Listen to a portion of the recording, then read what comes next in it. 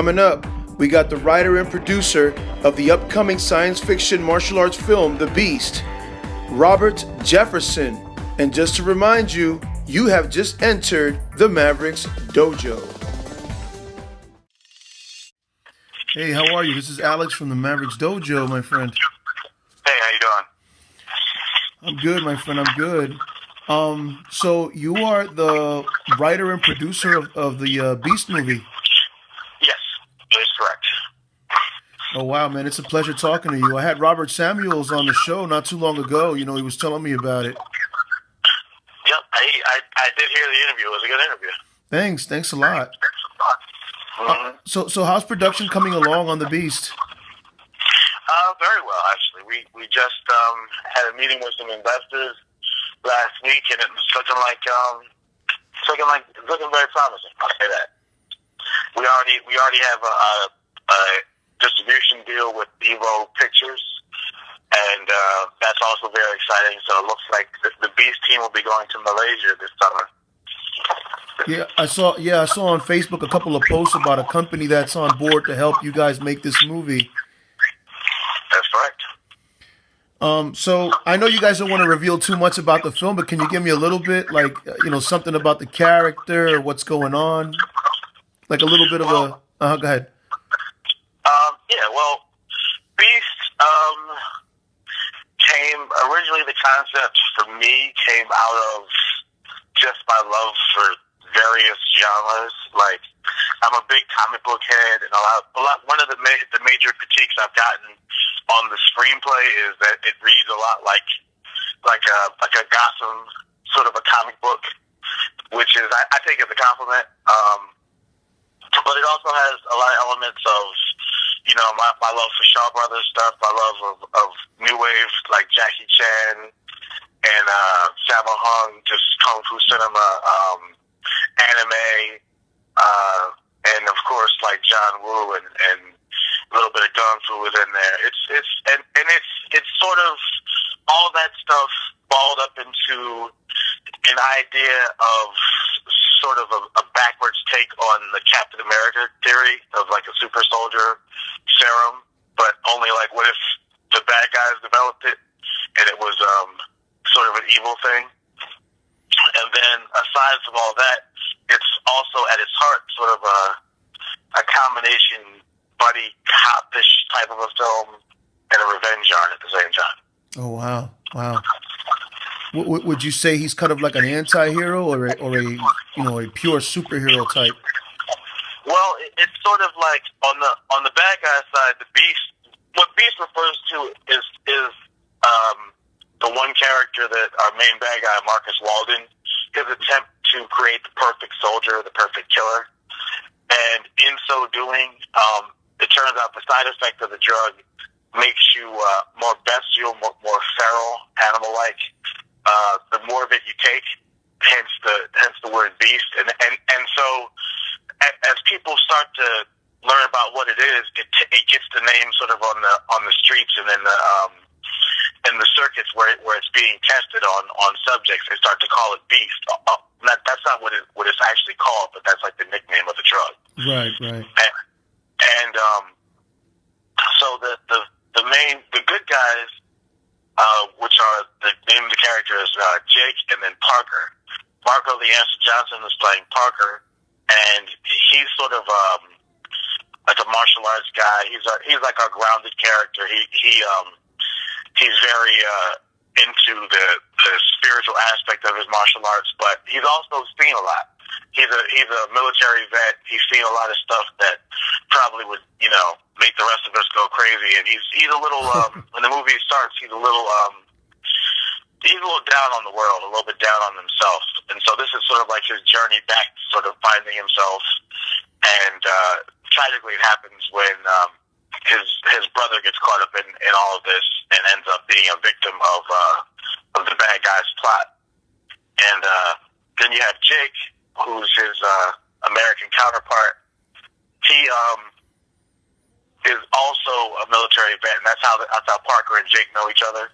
And they're like sort of like blood brothers from battle. And so he helps them on this journey, but Jake has some demons of his own that sort of are spoken to by the beast drug itself, which he encounters by accident, and he has to struggle with gradually becoming addicted to the drug and making choices as to whether or not to use it to overcome some shortcomings of his own, or to take the high road and fight clean. Wow, who do you see playing this part? It sounds like a really good story. Thank you. Well, Marco the Anderson Johnson is playing Parker, and it looks like we have a newcomer, a guy by the name of Robert McEwen, I believe his name is. He's a model and an actor. Really good looking kid. I think the ladies are gonna like this guy a lot. He's also second generation martial artist Aikido. His father is Bob McEwen, who's a well-known Aikido teacher. Oh wow! So that's great. So tell me about your martial arts background. It's pretty impressive, man. You studied Hung Gar and a couple other martial arts, right? True. Yes, I studied Hung Gar with Bobby for a while, Bobby Samuels, and his teacher, and I also studied Northern Long Fist Mantis with Sifu Bilal Whitaker in Philadelphia. I've also trained in a little bit of Wing Chun here and there, and I've done a little bit of boxing. I started out as a wrestler in high school. Actually, I was a Greco-Roman wrestler when I first started. Oh wow, Mm-hmm. that's what's up. And I was going to ask you the choreography. Who's working on the choreography in the movie? Right now, it looks like it's going to be a kind of a joint effort. Tony Long is supposed to be heading up the martial arts choreography line of things, and we're also going to be joined by Manny Ayala, who did all the action for us on the trailer. And we've also got Andy Lee, and we're probably going to use some of his team as well. If you guys don't know who Andy Lee is, he's from the online YouTube series Martial Club. They've done a handful of really great little shorts. Most recently, they did like the Return of Ip Man, which was a really cool. Their brand and their martial arts style is really interesting. If you haven't checked it out, definitely take a look at their stuff. Oh, that's pretty hot. That's pretty hot. Andy Lee is coming in to actually play the character of Giggs, who rounds out the trio of guys. And then we have one more character, Shiva, also, who's going to be a Latina actress or an Asian actress. We haven't quite cast her yet. We're still trying to find exactly the right person. But it's looking promising. That's what I can say. Is this your first time as writer and producer? Have you written other material before? I've ghostwritten some stuff. I've done some edits on some other screenplays. I've written some shorts. But yeah, this is my first feature. Wow. This is my first feature, definitely. Wow.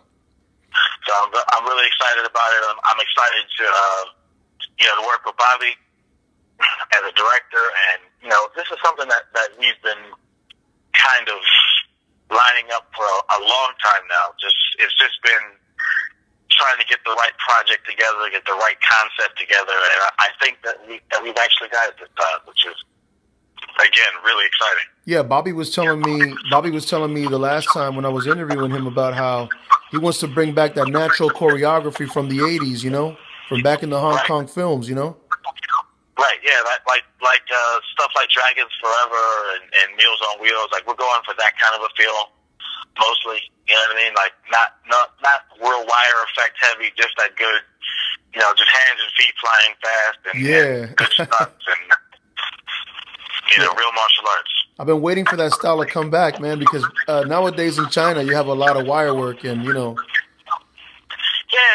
there is a lot of wire work, and it definitely has its place. But for me personally, I don't think too much of that is what's needed in like a modern day setting. Like this is supposed to be like these is supposed to take place like almost like postmodern, like maybe like a year from now. You know what I mean? Right.